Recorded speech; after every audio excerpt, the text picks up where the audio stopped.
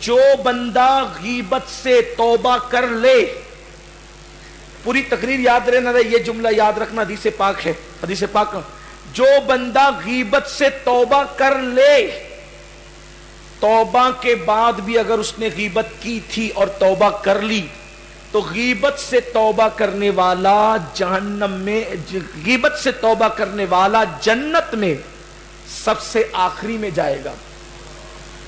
یعنی توبہ کے بعد بھی غیبت کرنے والے نے اگر غیبت سے توبہ کی ہے تو بھی وہ جنت میں سب سے آخری میں جائے گا۔ اب آپ مجھے بتائیں، توبہ کر کے بھی جنت میں آخری میں جائے گا تو جو بغیر توبہ کے مرے گا وہ کہاں رہے گا؟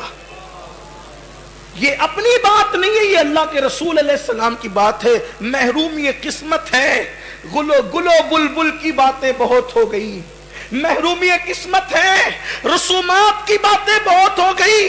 ہائے افسوس، جس غیبت کی اتنی شدید مذمت مصطفیٰ جان رحمت نے کی، آج تک ہم اس سے بچتے کیوں نہ رہے؟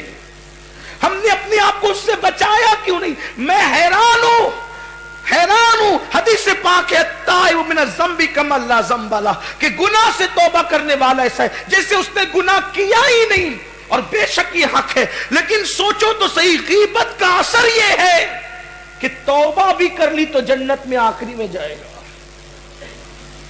سوچے ذرا، اپنے حال پہ رحم کریں۔ کل تک کے مشہور تھا کہ عورتیں غیبت کرتی ہیں، اب تو مرد بھی غیبت میں مبتلا ہیں۔ ام المومنین حضرت سیدہ ام سلمہ رضی اللہ تعالیٰ عنہ فرماتی ہیں کہ وہ عورت نے غیبت کی، میں ہنسنے لگی، حضور علیہ السلام تشریف لائے، ہم چپ ہو گئے، خاموش ہو گئے ہم دونوں۔ اللہ کے رسول علیہ السلام نے فرمایا دونوں الٹی کرو، تم نے گوشت کھایا، الٹی کرو۔ ام المومنین کہتے ہیں میرے ماں باپ آپ پہ قربان یا رسول اللہ، ہم نے گوشت تو کھایا ہی نہیں۔ سرکار فرماتے الٹی کرو، یہ حضور کا معجزہ ہے۔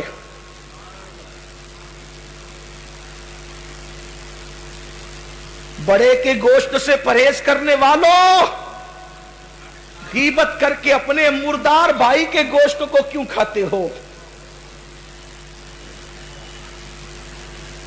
بڑا تقوی جھاڑتے ہم، یہاں کا نہیں کھاتے وہاں کا نہیں کھاتے، ذرا اپنے مردار بھائی کا گوشت کھانے سے بھی بچو۔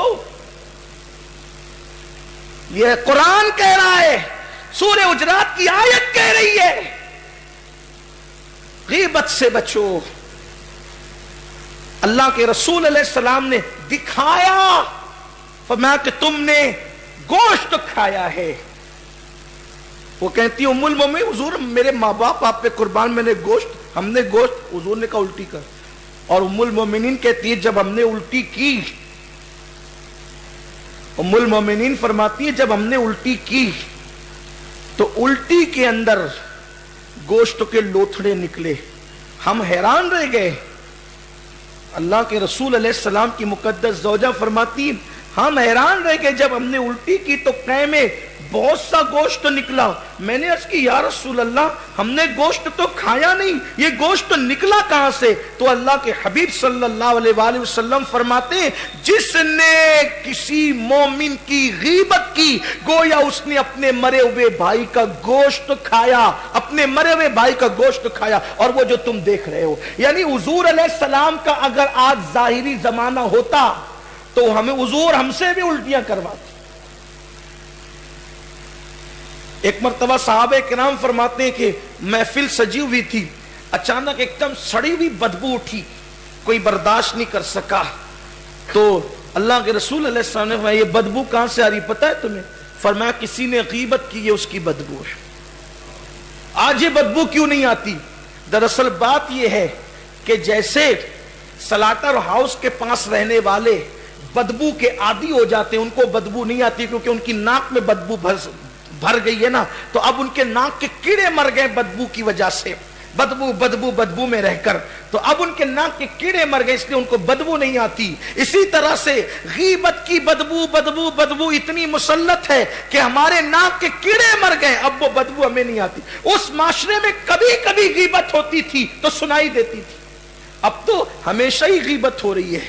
تو ام المومنین سے اللہ کے رسول علیہ السلام نے طے کروائی اور ام المومنین فرماتی ہیں کہ پھر ہم نے جب وہ الٹی کی تو اللہ اکبر اس میں گوشت کے لوتھڑے نکلے. میرے پیارے آقا صلی اللہ علیہ وسلم کے پیارے دیوانوں اندازہ تو فرمائیں ہمارا انجام کیا ہوگا, ہمارا حال کیا ہوگا. میں سمجھتا ہوں کہ ہم کسی محفل میں بیٹھتے ہیں تو اٹھتے ہی نہیں وہاں سے جب تک کہ کسی کی غیبت نہ کر لیں.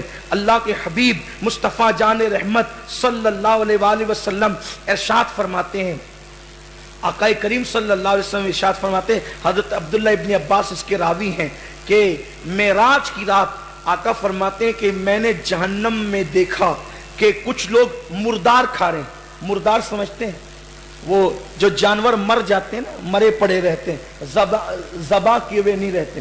اچھا جانور ذبح کیا ہوا بھی ہو تو اس میں نمک مرچ مسالہ لگا کے اچھے سے گلا کے پکائیں گے نہیں تب تک ہم کھا بھی نہیں سکتے, ہے نا. اور اگر اس کو اگر اچھے سے دھویا بھی نہیں گیا ہو, اگر خون کا اثر ہو تو کتنا خراب لگتا ہے نا, آدمی اچھا کھانا چھوڑ دیتا ہے. مرچ گلا بھی نہیں ہو تو بھی چھوڑ دیتا ہے. لیکن اللہ اکبر کچا مردار, وہ سڑا ہوا مردار, حضور فرماتے ہیں وہ لوگ مردار کھا رہے تھے. تو آقا فرماتے ہیں میں نے جبریل سے پوچھا یہ مردار کھانے والے لوگ کون ہیں؟ تو عرض کیا یا رسول اللہ یہ آپ کی امت کے وہ لوگ ہیں جو مسلمانوں کی غیبت کیا کرتے. آپ ذرا تصور کریں آپ, اور صرف مردار ہی نہیں, مردار ہی نہیں بلکہ جنہوں نے غیبت کی ہے ان کو اپنے مرے ہوئے بھائی کا گوشت کھلایا. تھوڑی دیر تصور تو کریں مرے, اور یہ حضور کا فرمان ہے, اللہ کے رسول علیہ السلام کا فرمان ہے. اللہ اکبر, مرے ہوئے بھائی کا گوشت ہم کیسے کھا سکیں گے؟ وہ اپنے اندر طاقت کہاں سے لائیں گے مرے ہوئے بھائی کا گوشت کھانے کا؟ کیوں غیبت کرتے ہیں؟ اس غیبت میں لذت, یہ گناہ بے لذت ہے. نیکیاں تو اپنی جا رہی ہیں اور دوسرے کے گناہ اپنے نامہ اعمال میں آ رہے ہیں, اور ہماری کی ہوئی نیکیاں بھی برباد ہو رہی ہیں. اللہ اکبر. اور غیبت سے مل کیا رہا ہے سوائے جہنم کے عذاب کے؟ اور کیا مل رہا ہے؟ اللہ کے حبیب غیب داں نبی صلی اللہ علیہ وآلہ وسلم فرماتے ہیں کہ 4 قسم کے لوگ ہیں جو جہنم کے اندر حمیم اور جہیم یعنی کھولتے ہوئے پانی اور آگ کے درمیان ادھر سے ادھر بھاگتے پھریں گے, اور وہ لوگ ہلاک ہوں گے, اور وہ لوگ پناہ مانگتے ہوں گے. یعنی کہ حمیم اور جہیم کے درمیان, کھولتے ہوئے پانی اور آگ کے درمیان ادھر ادھر وہ بھاگ رہے ہوں گے. صحابہ کرام نے عرض کیا رسول اللہ وہ کون لوگ ہوں گے؟ سرکار فرماتے وہ لوگ ہوں گے جو اپنے مرے ہوئے بھائی کا گوشت کھانے والے ہوں گے. کہا حضور وہ کون لوگ ہیں؟ تو سرکار نے فرمایا یہ وہ بدبخت ہیں جو مسلمانوں کی غیبت کیا کرتے تھے.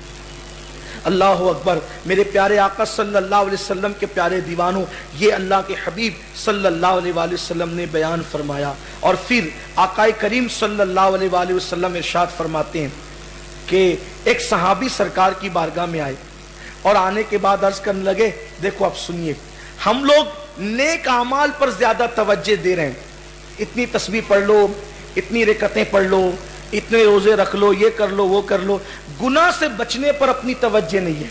اور اصل اللہ رب العزت کے یہاں گناہ سے بچنا ہے. عمل تھوڑا بھی ہو کوئی بات نہیں, گناہ سے زیادہ بچنا اس کے یہاں مقبولیت کی زیادہ نشانی ہے. تو آقا کریم صلی اللہ علیہ وسلم کی بارگاہ میں ایک صحابی آئے اور عرض کیا یا رسول اللہ صلی اللہ علیہ وسلم میں صرف رمضان شریف کے روزے رکھتا ہوں بس, اور پھر میں روزے نہیں رکھ پاتا. یعنی مطلب کیا؟ فرض روزے رکھتا ہوں اور باقی روزے میں نہیں رکھ پاتا. جیسے کہ ہم لوگ جو ہے وہ اس پہ کوشش کرتے, کرنا بھی چاہیے, کوئی بری بات نہیں ہے, بڑی بات ہے. ایام 20 کے روزے, 13, 14, 15 کے روزے بھی رکھتے ہیں, کچھ لوگ جمعرات اور پیر کا بھی رکھتے ہیں, سنت بھی رکھنا چاہیے. لیکن یہ سب کر کے غیبت بھی کرتے ہیں نا, جو یہ سب کر کے غیبت بھی کرتے ہیں, پھر ہاتھ کیا آنا ہے؟ تہجد پڑھ کے غیبت بھی کرتے تو ہاتھ کیا آنا ہے؟ وہ صحابی کہہ رہے ہیں اب دیکھیے اللہ کے رسول کی بارگاہ میں حضور میں صرف رمضان شریف کے روزے رکھتا ہوں اور روزے میں نہیں رکھ پاتا. پھر عرض کی آقا میں صرف 5 وقت کی نمازیں پڑھتا ہوں اور نمازیں میں نہیں پڑھ پاتا. پھر عرض کی یا رسول اللہ مجھ پہ زکوٰۃ فرض نہیں ہے اور نہ مجھ پہ حج فرض ہے, نہ میں نہ نفلی حج کرتا ہوں. اب حضور مجھے بتائیں کہ میں صرف یعنی فرض پر اکتفا کرتا ہوں, زیادہ عمل میرے پاس نہیں ہے. حضور میں مرنے کے بعد کہاں جاؤں گا؟ صرف میرا عمل ہے رمضان شریف کے روزے, 5 وقت کی نمازیں، اب نہ زکات فرض ہے کہ زکات دیتا، فرض ہی نہیں ہے، حج بھی فرض نہیں کہ حج کرتا۔ اب حضور آپ مجھے بتائیں کہ مرنے کے بعد میں کہاں جاؤں گا؟ یہاں پر ایک بات بتاؤں، حضور علیہ السلام نے ان کو بتایا کہ وہ کہاں جائیں گے، تو اس سے پتا چلا کہ حضور کو صرف اپنی ہی نہیں بلکہ غلاموں کی بھی خبر ہے کہ کون کہاں جائے گا۔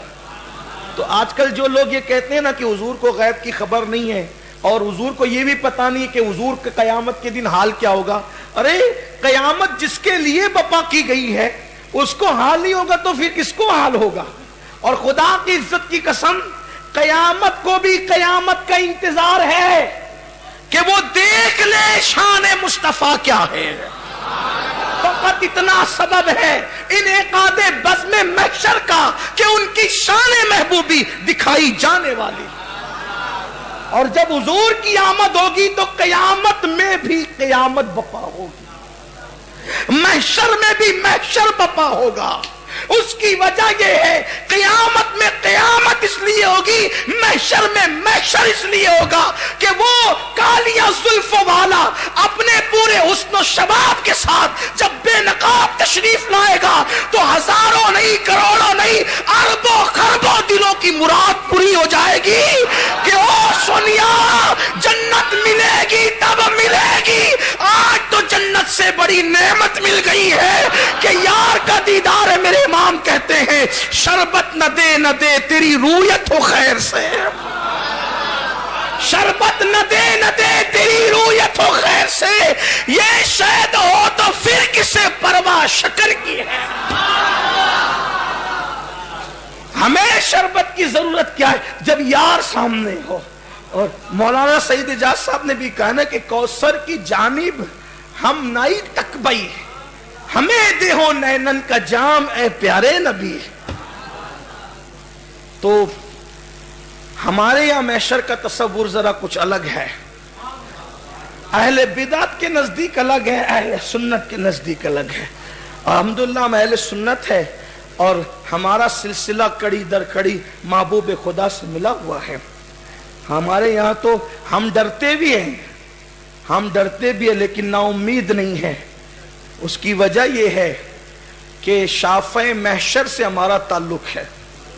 ہاں آپ کہیں گے اتنی بڑی بات نہ کرو، میں بڑی بات نہیں کر رہا ہوں، اس لیے کہ میرے امام نے کہا ہم ہیں ان کے، وہ ہیں تیرے تو وہ ہم تیرے، ہم ہیں ان کے وہ ہیں تیرے تو وہ، اس سے بڑھ کر تیری سمت اور وسیلہ کیا ہے؟